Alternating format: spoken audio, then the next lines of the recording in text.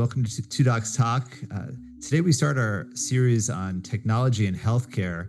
So what we're currently seeing is an explosion of new tech, and not just AI, but a whole bunch of new technologies in healthcare that are really poised to revolutionize how we see patients, how we diagnose conditions. Lots of new things coming. Today we'll be interviewing a gentleman named Mike Druhan, who's CEO of a company called MedX, working to help diagnose skin cancer at an earlier stage. Welcome, Mike, to the podcast. We're so glad to have you. And could you tell us a little bit about yourself? I started at MedX about 10 years ago, and we had this really interesting technology that was sort of sitting in the box of our company. We're a medical device manufacturer and company, and we have a laser system that does photobiomodulation and for sort of muscle soreness and wound management and stuff like that. But there was this really cool piece of technology sitting in a box called the Cystoscope. And so when I was sitting with the research people, I said, "What's that do?" And turns out it was a standalone PC unit that it goes 2 millimeters below the skin down to the reticular dermis, and it identifies certain chromophores that are associated with the morphology or the evolution of a melanoma or a squamous cell or that. And so I went, well, let me go spend some time with the research people and let me go find out a little bit more about this technology. So what I came to find out, because I'm an operator and I love science and I've done a lot of science tech in my day, I went, dermatologists are the hardest people to get into in certain countries, and they're getting more and more as the baby boomers move along and we get more and more leisure time and more UV strength and waves. It's a really fast growing cancer in terms of percentage of cancers out there. And I thought, the dermatologist knows right away when he looks at a mole or she looks at a mole or lesion, is there a way that we can get a perfect image along with the patient's information to a dermatologist so they can do a rapid assessment? And Rob, that's where it started.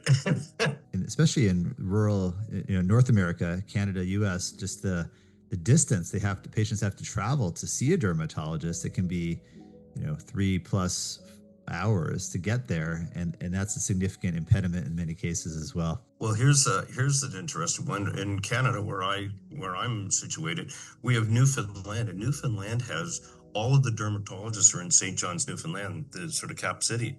But people are coming from Trinity, Newfoundland, 400, 3.5-hour drive to be told, "Thank you for coming. That's called a sub-K. It's nothing dangerous. Hop in your car. Costco's open till 10. Have a nice and head back." So if we can get that efficiency model by having this allocated around. So the next model, people interested in us, is if you think about it, what is the cost for stage 1 melanoma? A stage 1, a stage 0, stage 1 melanoma, you've got a 99% chance of being here in 5 years. That's what the math of the stuff is. And the cost of that's $2,500. Move that up to a stage 4 melanoma, and all of a sudden that number drops down to 23%. And then you're going to miss, this is a piece of research that was done by Bettini in Canada, it's 58 days is what you're going to miss on your first year as a stage 4 melanoma with all the treatments and radiation and back to the clinics and testing and retesting. And you're going to be on immunotherapy drugs, great drugs, because they've really increased the survival rate, but they're very expensive. They can run anywhere from $140,000 to $185,000 a year, and you're on them for the rest of your life. So an insurer is very interested in our technology because what it does is we can scan a lot of people for that kind of money that's going to be spent at the. So the thing about all cancers, catch them early, and we're really good at that. So we have a technology that allows you to efficiently, triage people and get them in front of a dermatologist if they need to be seen. So we saw the device a little while ago. Can you show us what you've got there? Yeah, sure. I'm happy to share a screen for you, and I'll actually share this one first. So I was out hitting a bucket of golf balls, which, by the way, I'm not very good at, but I enjoy. And there was a lady beside me who heard her twin sister, or not twin sister, her sister. And her sister had a tattoo of Stephen Hawking on her. And I laughed and I said to her, "That's somebody I recognize. Everybody has the Foo Fighters on them, but I don't know who they are. Sorry, Foo Fighters." But I said, this is really interesting. And then I noticed this mole on her back.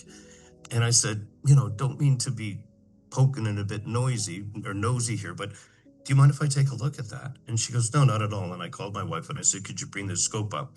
So, the scope is a handheld scope. We can see it. You can see the lens in here. We can put it on the skin, and I'll go a little bit of that in detail in a minute. But this is kind of, you'll get the picture. This was on her back. Now, any dermatologist looking at this would know that's an ugly duckling. And we could take a look at the surface of the skin with our camera so we can see around the surface of it. And then we can take a perfect clinical image with our camera. And you can see, this has got an abnormal border. It's raised, it's got different color. If following the ABCDE, it shows everything. When we take the color actual dermatoscopic view, we're actually marking the chromophores here of melanin, and we can see some radial extension. We can see it along on the border. This was a really big mole. That this is an irregular border. And then if I come over to the blood view, our technology allows us to identify the blood and then the two tumors that are solid, because the light's hitting and there's so much scatter off them, they're showing as hard-based tumor, and the blood supply feeding it. And of course, doctor, you would know, you don't want blood around the tumors because that's a transportation system. And then we can look at the melanin view. So we can polarize and look at it. And this is an interesting one because this is the dermal melanin, which is the concentration of melanin, telling us in confirmation, as we're looking at it from a morphology point of view, it's blocking these two pieces. And that's why we're getting such dark colors into that. And then we get right down to the reticular dermis, where we're 2 millimeters below the skin. And we can see the collagen level here. Now, the good news is there were no black holes in this collagen. If there were black holes through that collagen barrier, we would know that this has penetrated through and the light's going in, which means now we're into the transportation system. Luckily, we caught this. We got to treat it within 72 hours, took it out. It required a little bit more of a bigger incision. But you know what? It was a stage 1 in situ. The patient's going to be fine. But this was a single mom who had been told by 3 doctors that it was nothing. They all thought it was a sub-K. And she has a daughter with cerebral palsy, and she's a single mom. So, when we get to do that, that's kind of what we get to do. The idea behind it now in the vertical markets, from my perspective, is let's get at the at-risk patients, and then let's start to build out in there to the insurance industries, because they're very interested with their group benefit plans of being able to get, more services that are preventative to their patients. And we're starting to see a pickup on the insurance industry interested in our technology. But I will say, like any good technology, the adoption curve is based on healthcare moves at the speed of trust. And we've spent a lot of time collaborating with dermatologists, collaborating on what needed to be done correctly so that we could provide a uniform solution to a triaging problem.